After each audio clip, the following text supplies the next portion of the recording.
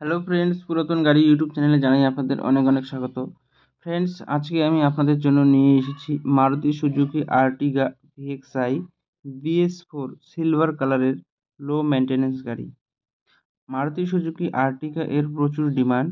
Barrackpore RTO registration, 2013 সালের গাড়ি।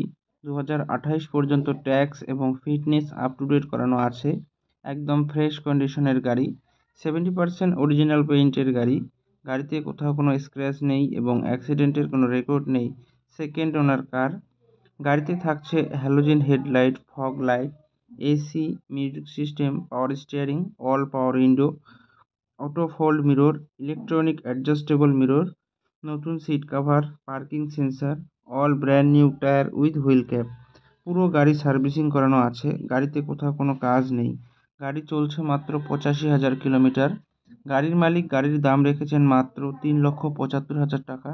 বসলে অল্প কিছু কম হবে।